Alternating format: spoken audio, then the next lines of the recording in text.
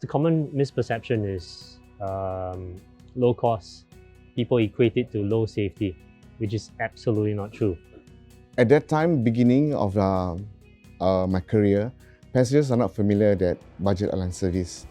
They expect that meals and drinks are to be provided on board.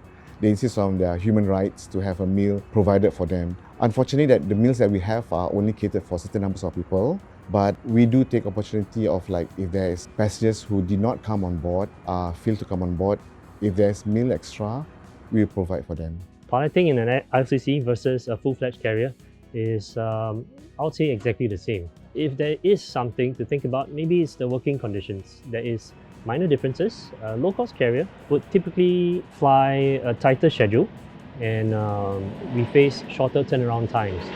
As such, maybe the tempo is a lot quicker as compared to, say, a long-haul pilot.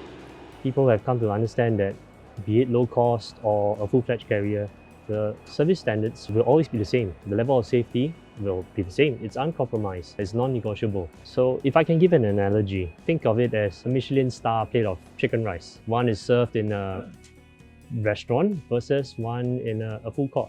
Essentially, you get the same flight safety standards, but the price point is different simply because the setting is slightly different.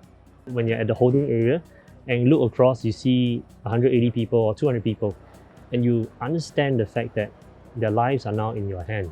There's no room for error, which is why I say safety is never compromised. There was one time during my flight, I saw these passengers. They were among the last to board, this couple. So they were walking towards the aircraft. Suddenly, the guy turned around and walked back. Then again, he came back towards the aircraft, but he stops. So I grew suspicious about why was he acting this way. So I stepped out of the aircraft to speak to the couple, and I discovered that he was actually claustrophobia and he had forgotten to take his medicine. So he kind of afraid to miss out the flight because this is his first time traveling overseas with his fiancée, and he did not want to spoil the opportunity.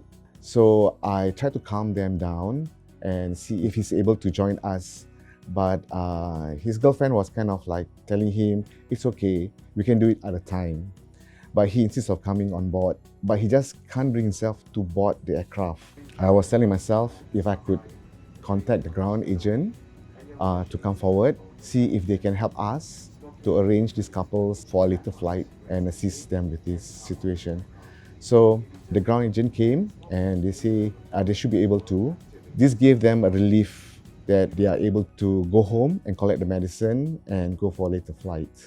So this kind of reactions makes me feel like there's a human side of my work, and I'm able to bring them joy for their trip. I mean, even though not my flight, but on someone else's flight. The reason that kept me going for the past 20 years is mainly because of the love of flying. There are, of course, the moments when passengers disembark. It shows on their faces, their smiles. Some even hug and handshake to thank for the flight.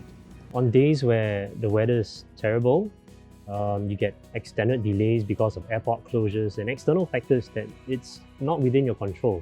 It's a tough day. It's a really challenging day for the pilot. And when it's the end of the flight and the passenger walks up to you and tells you, Captain, thanks for keeping us safe, I think that's really inspiring. So these are the ones that I hold on to and I take with me.